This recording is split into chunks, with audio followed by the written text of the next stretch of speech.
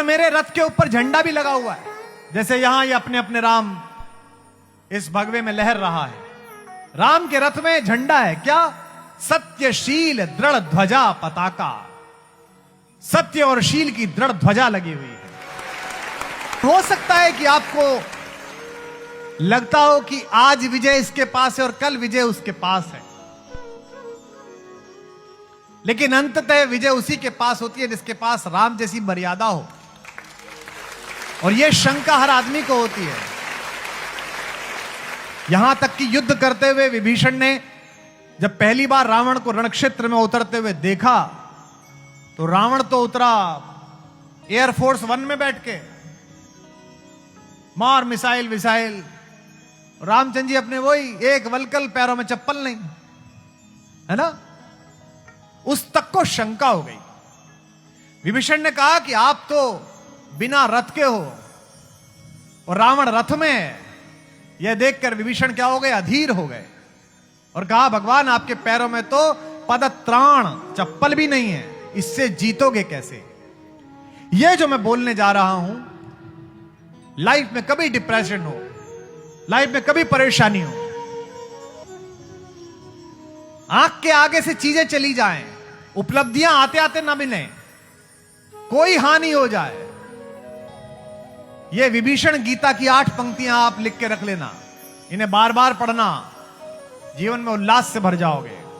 जब भी आपको दिखे कि सामने वाला शत्रु, सामने वाला प्रतिद्वंदी ज्यादा शक्तिशाली है, तो आप ये विभीषण गीता की पंक्ति याद रखना। जब विभीषण ने कहा, रावण रथी बिरथ रघुबीरा, देख विभीषण भयउ अधीरा। रावण रथी बिरथ रघुबीरा, गाइए। देख विभीषण भयउ अधीरा। कहता है, नाथ न रथ नहीं तन पद त्राणा। आप तो रथ पर भी नहीं बैठे और आपके पैरों में चप्पल भी नहीं है। नाथ न रथ नहीं तन पद त्राणा, केहि विधि जितब वीर बलवाना। नाथ न रथ नहीं तन पद त्राणा, केहि विधि जितब वीर बलवाना। भगवान ने कहा, तुझे दिख नहीं रहा, मेरे पास रथ तो है। कैसे है? सुनहूं सखा कहे कृपा निधाना, जे जय होई सो स्यंदन आना। सुनहूं सखा कहे कृपा निधाना, जिससे जय होती है, जिस स्यंदन से जय होती है, जिस रथ से जय हो सकती है, वो तुझे मैं बताता हूं। भगवान ने कहा, मेरा रथ तुझे दिख नहीं रहा, लेकिन मेरे रथ में 2 चक्के लगे हुए हैं। किसके? पहला चक्का है शौर्य का और दूसरा चक्का है धीरज का।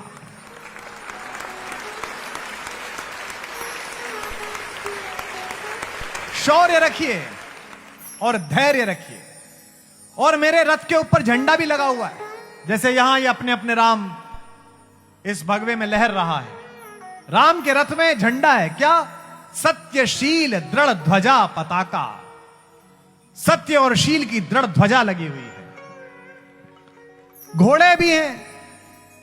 कितने घोड़े होने चाहिए अच्छे रथ में? 4। कौन कौन से? पहला घोड़ा बल, दूसरा घोड़ा विवेक बुद्धि। बल के साथ विवेक की बहुत आवश्यकता है। राम अकेले हैं जिनमें सब कुछ है, उसके बाद भी विवेक है। विश्वामित्र लेने गए तो दशरथ ने कहा, मेरी सेना ले जाओ प्रभु, मैं चलता हूं। बच्चे को क्यों ले जा रहे हो? जवान है, मसे भीगी है, 15 साल का है। 15 साल के गए थे, आज तो 25 साल के को पता नहीं होता करना क्या है। 15 वर्ष के राम को विवेक पता है।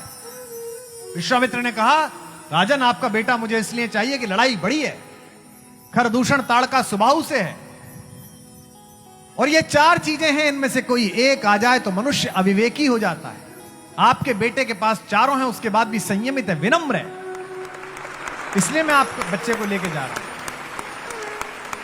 यौवनम जवानी, दूसरा धन पैसा आ जाए, तीसरा संपत्ति और चौथा प्रभुत्व। ये चार में से एक मिल जाए तो मनुष्य पागल हो जाता है। हे राजा दशरथ, आपका बेटा अद्भुत है कि उसके पास चारों हैं और फिर भी वो विवेकशील है, इसीलिए वो मर्यादा पुरुषोत्तम कहलाएगा, आगे चलकर राम कहलाएगा। बल विवेक दम परहित और दूसरा दमन। दमन कैसा? खराब इच्छाओं का दमन। जवान लड़कों, अपनी इच्छाओं को सीमाओं में बांधे रखो, वरना ये शौक गुनाहों में बदल जाते हैं। बल विवेक और दम, यानी कि इच्छा पर अंकुश, और फिर क्या? परहित, दूसरे का हित। यह भारत है। और इन चारों घोड़ों के ऊपर एक रस्सी भी है, लगाम भी है। लगाम क्या है?